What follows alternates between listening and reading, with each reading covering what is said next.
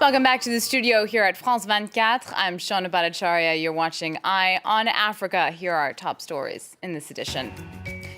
Holding their breath, Gabonese residents are bracing for more unrest as opposition leader Jean Ping called on Ali Bongo to resign. Bongo has been re-elected for another 7-year term, but the international community wants more transparency on Saturday's vote. The highly contested national dialogue kicked off this Thursday in Kinshasa on the topic of the upcoming elections, but opposition supporters boycotting the process attacked the headquarters of other opposition parties who have decided to participate. And residents in southern and central Africa got the best view of the spectacular annular solar eclipse, also known as a ring of fire. Tensions remain high in Libreville this Thursday with riots in the Gabonese capital. Winner and incumbent President Ali Bongo won another 7-year term in office and strongly condemned the opposition in a televised speech. His rival, Jean Ping, meanwhile, accused the Election Commission of inflating Bongo's score and said the only way to end the crisis is for Bongo to step down.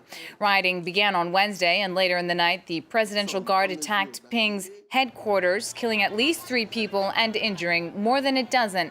Gabonese authorities arrested another 1,100 people. UN Secretary General Ban Ki-moon, the European Union, the United States are all pushing for more transparency on Saturday's vote. Brussels and Washington are calling in particular for the results of each individual polling station to verify Bongo's win. Nicolas Germain has more. Never before has an election in Gabon been so criticized by the international community. The US said it was deeply concerned about the situation and, like the EU and the French foreign minister, it called for the results of every polling station to be published. France is concerned by the situation in Gabon. The vote of the people must be respected. Those who want to contest the election results must do so via legal means, not through violence. We now ask Gabon's government to show its commitment to transparency by publishing the results of each and every polling station. We spoke to Cécile Kienge, who was an observer of this election for the European Parliament. She didn't pull any punches. First of all, Ali Bongo should speak to the people and abandon these results. After Mobutu and other dictators in this region of Africa, we now have a generation of leaders who haven't understood that they must respond to the democratic aspirations of their people. Some chose to issue statements even before the announcement of the results. The French Socialist Party, for example, said it hoped the opposition would win. Its detractors said it was interfering in Gabon's politics. On Thursday, responding to the international community, Ali Bongo simply declared, "The elections gave their verdict. I know who won and who lost." For more on the international perspective on this crisis, our guest is François Nwinga, a member of the concerned Gabonese diaspora, joining us from Washington, D.C. Thank you so much for joining us on France 24. Would you say you are satisfied with the international reaction to the events of the last few days in Gabon? No, we welcome the fact that the issue of malgovernance in Gabon seems to be finally getting the attention that it deserves. But at the same time, we see that the international response falls short of what the people expect. So what would you have rather seen? What are the steps that you would like to see the international community take, or governments in particular? Well, what we expect world leaders to do, either collectively or individually as nation states, is first to recognize that Jean Ping is the legitimate president of Gabon. Second, to demand the immediate and unconditional release of all political prisoners. 3, ask Mr. Bongo to step down. And then 4, issue the threat of sanctions against the heads of the security services, the police, the military, who are torturing the people. Only then can we move forward. Now, if those conditions were met, I mean, it looks like today Ali Bongo isn't going anywhere. How is this situation likely to unfold from your perspective? Well, unfortunately, unless they are prepared to kill each and every one of the Gabonese people on the streets, ultimately he will have to go. And it's just up to him to decide whether he exits through the main door or it's going to be through some back door. And at this point, we don't know what's going to happen, but it's all in Mr. Bongo's hands.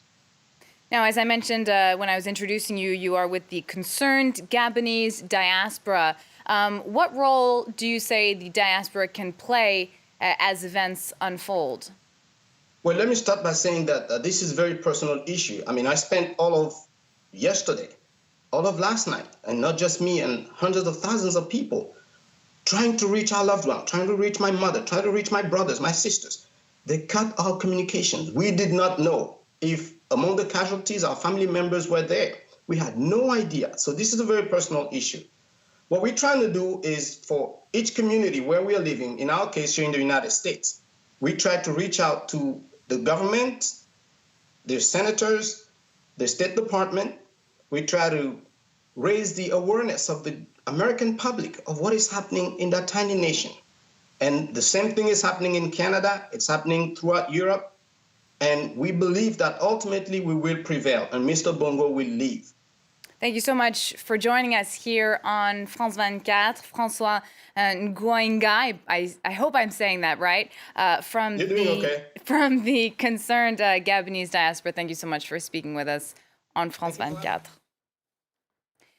Moving on now to other news from the continent, and violent scuffles in the DRC's capital of Kinshasa. About 100 supporters of rival Congolese opposition parties threw rocks and burned tires outside the headquarters of the UNC and ADT parties.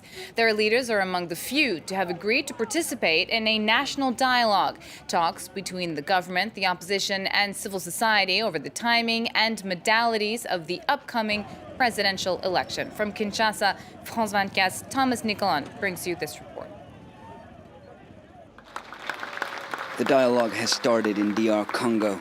After months of hesitation and uncertainty, Edem Kodjo, the African Union mediator, supervised this opening day. The government was relieved to finally begin talks. It's the only way to fix the electoral process. We need to elaborate a credible electoral schedule. It must be done in a peaceful manner and in accordance with international standards. A few opposition leaders were present too, even some who were against the dialogue initiative in the past. We are here because we want a realistic electoral schedule that gives us the possibility to go to the election. The people must choose its leaders, and it starts with the presidential election, because we want a change of power in DR Congo, and in a peaceful way. But various opposition leaders still refuse to take part in the dialogue. The situation was tense Thursday morning between radical militants and the police. Some don't believe the dialogue is a sincere initiative. We can't seriously call this a dialogue. It's a meeting of people close to Kabila. We demand a real dialogue that respects the Constitution.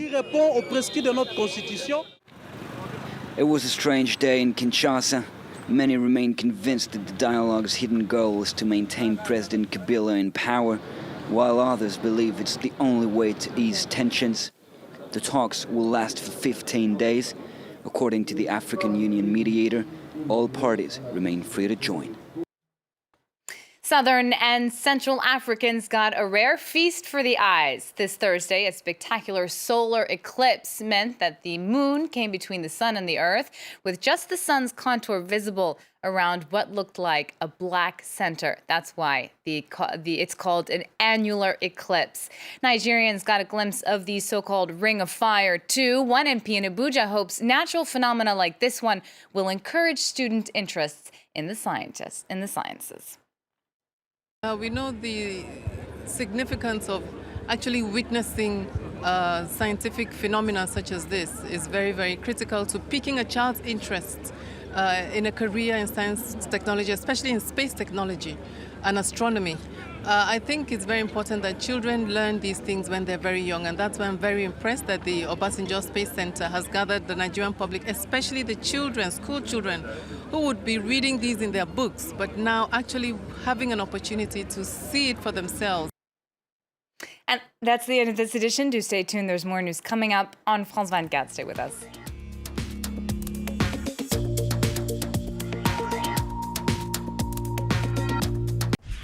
L'Afrique qui bouge, c'est tous les soirs sur France 24. Here on France 24, we track the twists and turns of the global economy for you. نافذة فتحتها لنا ولكم فرانس 24 كي نناقش عالم المحرمات. So many of us are French or half French or have just been living here for a really long time, and that gives us a unique insider's perspective. Ce qui est vraiment sympa à France 24, c'est qu'on produit vos émissions partout dans le monde, même dans les endroits les plus reculés. Ça, c'est vraiment top.